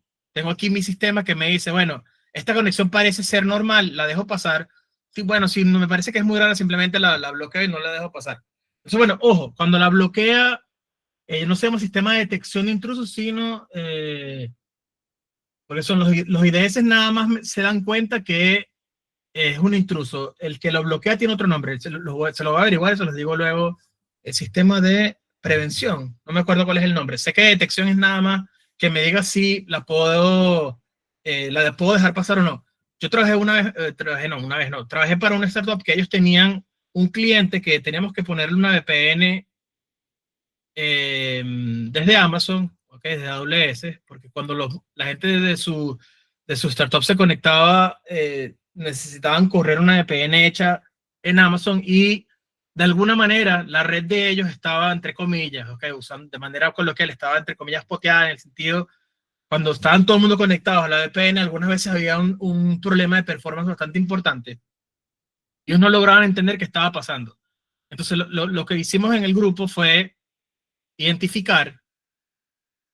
Primero, ellos tenían distintos tipos de usuarios de la VPN. Imagínense que tienen la gente de recursos humanos, los programadores, tienen la gente de business, que son los que toman decisiones, la gente de mercadeo, y luego tienen a los directivos, ¿ok? Entonces cada uno de ellos obviamente van a tener una, por así decirlo, un comportamiento de uso de la red distinto. Eventualmente nos dimos cuenta, voy a dejar esta blanca, ¿ok? Hicimos un modelo para cada uno de los usuarios. Nos dimos cuenta, les va a parecer una locura, pero uno de los programadores tenía un servidor corriendo, ¿ok? De, ¿cómo se llama? Para bajar torrents que empieza por uTorrent, ¿no? No me acuerdo mucho. Ajá, sí, creo que es un torrent. Oye, tenía en la red P2P que genera uTorrent, tenía el cliente instalado y tenía terabytes de cosas dentro de la red, y había gente conectándose todo el tiempo, porque él tenía en su casa la VPN conectada, y había gente que se conectaba a su computador para bajarse cosas de uTorrent. Entonces, claro, colapsaba la red porque tenía muchísima gente intentando descargarse series, videos, todo posible que se puedan imaginar en esos servidores, y bueno, obviamente simplemente se le canceló la cuenta, se eliminó todo, y fue más sencillo entender qué estaba sucediendo con la red. Entonces, en esos casos particulares, fíjense que la cantidad de personas que uno puede analizar, evidentemente aquí habría que agregar unidad de tiempo, porque no solamente son las conexiones. Fíjense que yo soy el programador, Fernando, no es nada más una conexión mía, es una serie de conexiones, ¿ok? Pero la cantidad de conexiones es mucho menor a la cantidad posible de parámetros que yo pueda tener de mi trama. Entonces, en este caso está sobredeterminado en el sentido de que tengo demasiadas características disponibles para la poca cantidad de gente que yo pueda modelar, ¿ok? En bioinformática hay otro ejemplo que es con el análisis de cadenas de DNA, de ADN de personas, ¿ok? Cuando uno hace análisis de sangre, si n es el número de individuos, créanme que la cantidad de genes asociados a la trama de ADN que tiene asociada a la persona está entre los cientos de miles, porque cuando uno modela, les puedo mostrar incluso cómo ellos hacen los gráficos, ¿ok? Bioinformatics.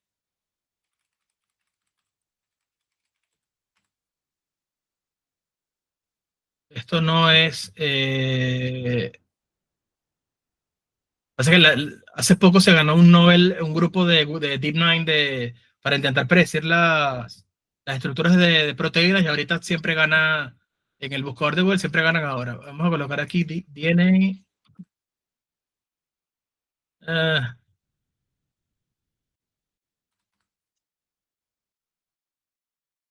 Este puede ser que tenga un poco más de sentido. Para tener para poder, aquí sí se ve, ¿ok? Para poder ver la cadena de DNA, aquí, bueno, aquí este es el mRNA, es un tipo, no es ADN, sino el RNA, el ribonucleico. Uno puede, alguna de las cadenas, ¿ok? La asocia a ciertas proteínas y tienes en las columnas un tipo de proteína. Entonces, claro, todas las posibles conexiones, o sea, todas las posibles combinaciones de strings que generen cierto tipo de proteína, al final tenemos un dataset con 10.000, 15.000 entradas, y uno ve, dada la cadena de ADN, quiénes tienen la proteína y quiénes no tienen la proteína. Entonces es una matriz binaria con miles de entradas, y es complicado a la hora de predecir. Por ejemplo, si quieren predecir cáncer, tratan de ver la similitud que hay entre las filas para las personas que desarrollan cáncer, y luego entienden, dadas las columnas, la prevalencia de algunos tipos de enfermedades para diferentes tipos de enfermedades de acuerdo a la proteína que tienes codificada en tu ADN. Entonces, o sea, si se ponen a dudar, okay, créanme que existen muchos casos en donde el número de columnas es mucho mayor que el número de filas. Okay. Aquí les coloqué una solución, pero bueno, es obviamente lo que estábamos haciendo antes. Aquí hay el número que proporciona. Lo leí mal. Si son de coeficiente 0, quiere decir que las informativas es 1, y ahora sí está bien. Okay. Entonces, regresando a CDXPy, ¿por qué usamos esto? Entonces, el problema de regresión, okay, aquí paso esta parte. Fíjense, el problema de regresión escrito sin restricciones, que es hacer simplemente ordinary least squares, fíjense que es tan sencillo como escribirlo de esta manera dentro de la nomenclatura de CDXPy. Primero, tenemos que entender que algunas de las variables que recibe el paquete son parámetros, otras son variables. Cuando son parámetros, son elementos del problema a resolver que nunca cambian. Eso lo llamamos parámetros. Entonces, en nuestro caso, ¿qué no va a cambiar? El resaltador. Ok, no cambia mi vector de respuestas ni mi matriz de mi dataset. Entonces yo defino el parámetro de XOLS como mi x.shape, en el sentido quiero que tome la forma de XOLS. ¿Ok? Luego, las variables, que es justamente el modelo, aquí lo llamé simplemente W, es una variable que tiene m filas y una sola columna, y el nombre dentro del solver, eso es simplemente el nombre que le voy a colocar cuando quiera imprimir o conseguir algún tipo de información del log de soluciones. Uno le coloca en string el nombre que uno le quiera colocar, ¿ok? Luego, ¿qué valores toman los parámetros? Lo tengo que hacer antes de resolver el problema. Entonces, como estas cosas son constantes, simplemente le asigno X y Y, ¿ok? Luego, defino mi problema. Entonces, ¿por qué me gusta usar CVXPy? Porque prácticamente estoy escribiendo las cosas como si fuese el lenguaje de optimización. Escribo un problema que es minimizar un medio de la suma de los cuadrados de Y, del vector de errores, Y menos X por W. Luego, si no, estos resolvedores, el solver yo lo coloco en none. Estos son los tipos de resolvedores. Puedo usar métodos de ciencia variante, puedo usar el GBTS, el que vimos la clase pasada. Si no lo defino, simplemente le digo, escógeme el mejor que tú creas que debería usar.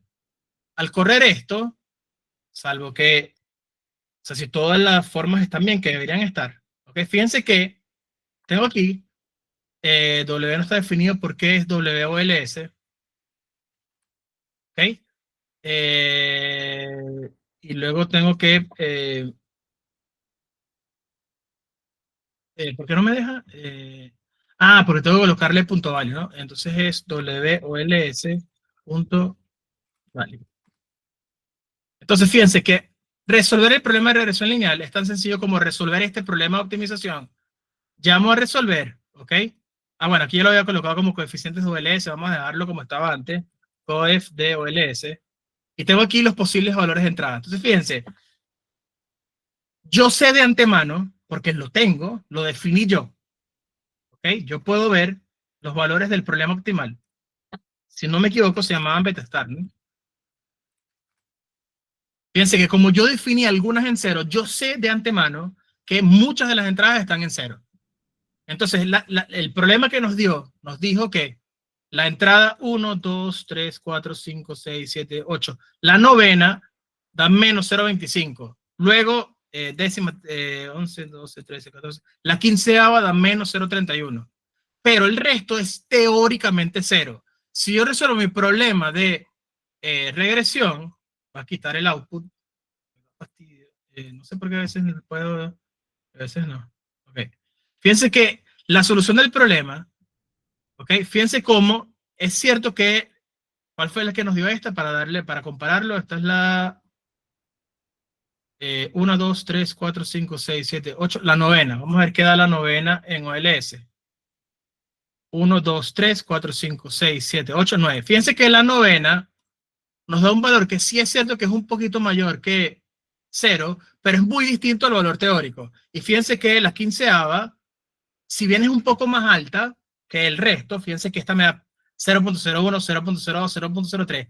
Acá se ve con una de las limitaciones de regresión lineal.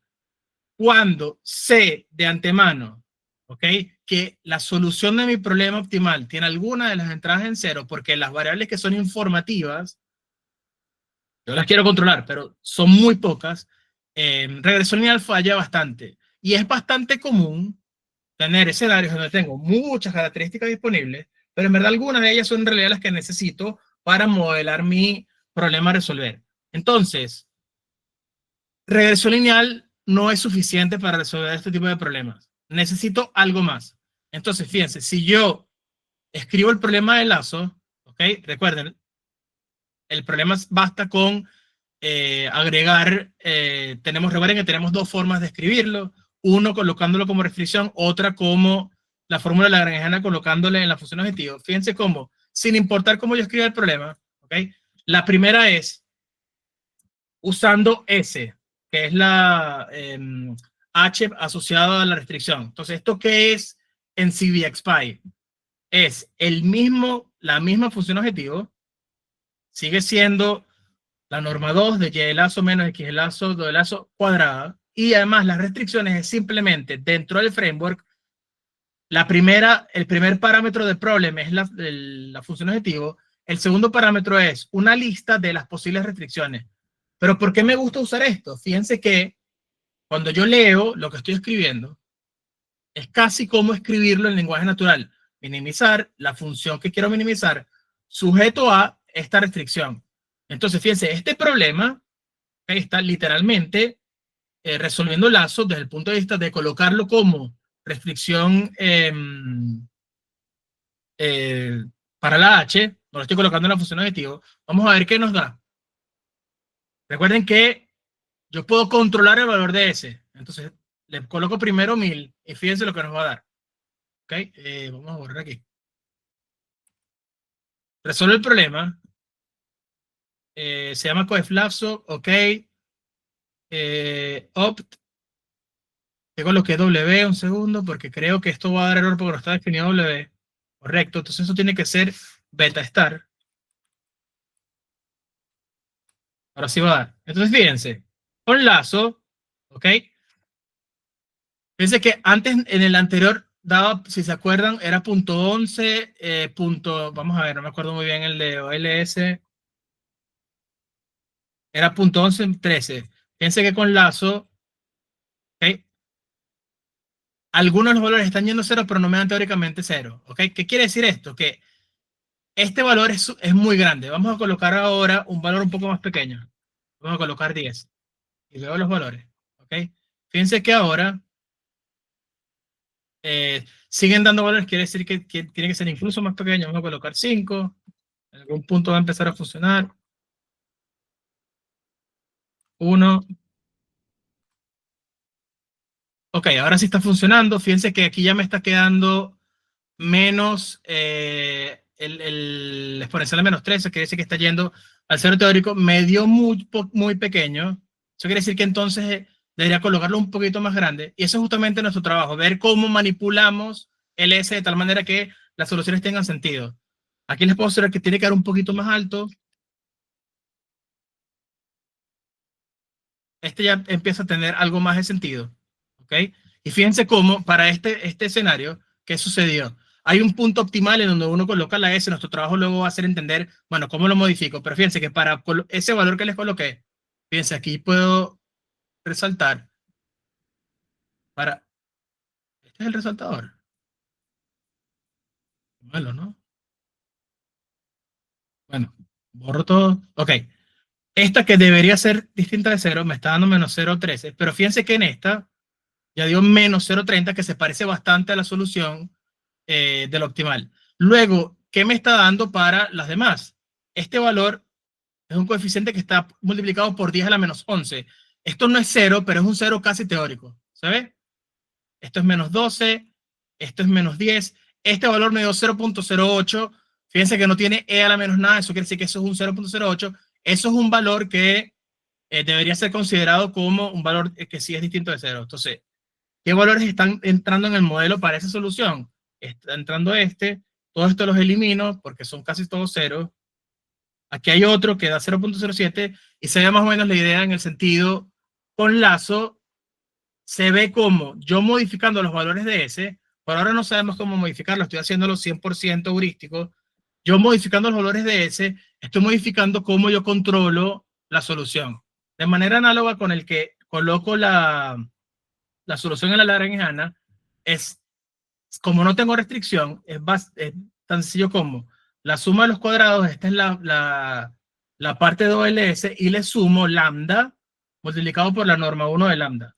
¿Okay? Cuando yo lambda está en 0, vamos a colocarlo en 1, ¿okay? Porque si no me va a dar OLS. Luego aquí tenemos que colocar beta star. ¿Okay? Y vemos cómo van las soluciones. Entonces, escrito como la formación lagrangiana, y por eso es la más, entre comillas, famosa, cuando yo lo coloco en la solución lagrangiana, a pesar de que es cierto que son equivalentes, fíjense que en la solución del problema sí me dan ceros teóricos. ¿Ok? Resaltador. Fíjense que estos valores me están dando cero. El primero que no me da cero es este, me da menos 0.12, que es un poco distinto a menos 0.25, pero fíjense que para el resto sí me dan valores que son cero. Para la entrada que era similar en el caso con restricciones, fíjense que sigue siendo similar en el sentido, me está dando menos 0.34 en vez de menos 0.31, pero se parece mucho más. Es decir, pareciera que para este tipo de problemas, en donde cuando tengo demasiadas características, muy pocas filas y algunas de las columnas son informativas, Lasso parece que está funcionando mejor. Porque fíjense que para algunos de los parámetros sí me los está llevando exactamente a cero. ¿Cuál es nuestro trabajo? Nuestro trabajo es entender cómo manipular el lambda, para entender, ¿ok?, cuándo funciona o cuáles son los mejores modelos posibles. Sin ir más allá, fíjense, aquí veo otra característica en donde el coeficiente en Lasso me está dando menos 0.54 y el teórico me está dando menos 0.53. ¿Okay? Entonces uno ve cómo funciona un poco mejor. Aquí da 0.32, menos 0.35 y algunos de ellos están yendo al cero teórico. Entonces este está funcionando un poco mejor. Entonces, ¿qué nos falta? Yo puedo decir, ok, ¿cómo yo hago para ver los resultados? Entonces, primero, aquí les tengo que cambiar algo para que les corra, si yo coloqué beta star, era tan sencillo como en la primera generación lo llamaba W ya, pero bueno, entienden lo que estoy diciendo. ¿Okay? Entonces veo cuáles de los coeficientes de W son mayores que cero. Esto me está diciendo, quiero imprimir exactamente los coeficientes de mi modelo optimal que son mayores que cero. Quiero ver nada más las entradas, entradas de los valores informativos. Entonces aquí puedo comparar cómo utilizando, este es el optimal, utilizando la formulación lagrangiana, uno puede ir comparando los valores, ¿ok? De aquí hasta algo raro, porque OLS está dando mejor. Está bien, esto es 10 a la menos 1, 10 a la menos 1, 10 a la menos 20.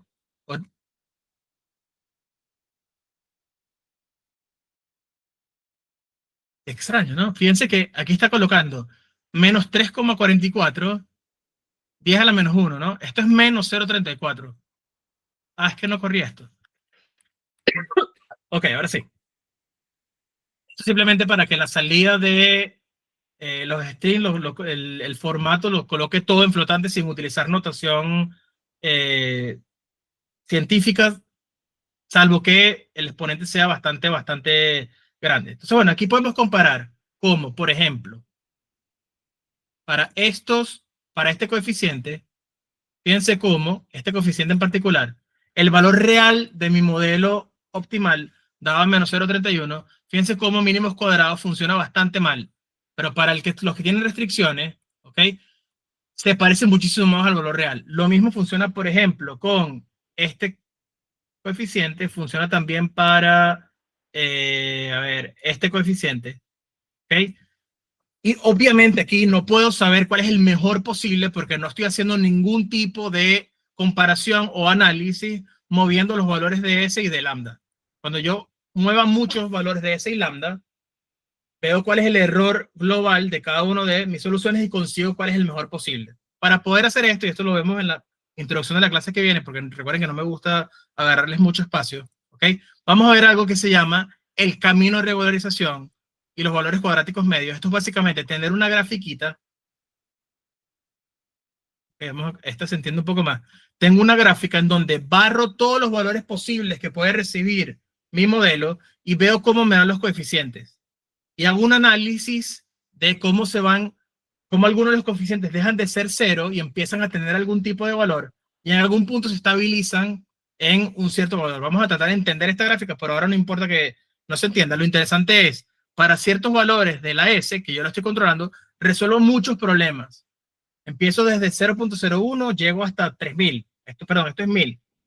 Y veo cómo se van moviendo los valores de mis coeficientes, de tal manera de entender cómo el hecho de restringir beta, moviendo la restricción, cambia cuáles son los valores que me está dando el modelo. En algún punto se estabilizan, y yo siempre pregunto, ¿cuándo creen ustedes que se estabilizan los valores? Fíjense que en algún punto empiezan a dar todos la misma solución.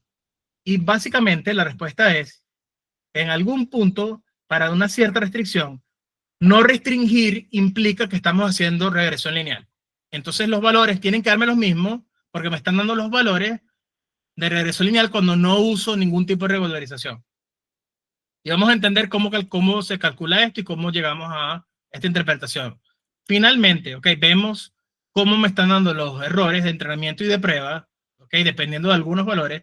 Y aquí se ve cómo uno tiene que escoger el valor de la regularización dependiendo de cómo se van moviendo los errores de entrenamiento y de prueba. Pero bueno, no les quiero quitar más tiempo. Espero que hayamos entendido que podemos ahora controlar la complejidad de los modelos. Vamos a ir viendo cómo controlar y cómo conseguir los mejores modelos posibles.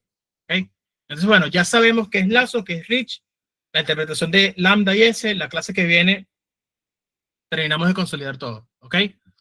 Para los que, bueno, al comienzo empecé a grabar con lo del parcial, pero para los que llegaron tarde, recuerden, decidimos mover el parcial para enero, les mando la tarea, hacen la tarea diciembre y la primera semana de enero, y cuando regresemos presentan el parcial. No va a ser el primer día que regresemos, sino el segundo. No me gusta hacer un examen el primer día que uno regresa porque no tiene mucho sentido. Lo hacemos el segundo día, es decir, va a ser el viernes siguiente a cuando se reinicien las clases, Entonces, bueno, nos vemos el viernes. Chévere, profe, gracias, nos vemos. Cualquier cosa escríbame, por favor. Gracias, Chao. profe. Chao.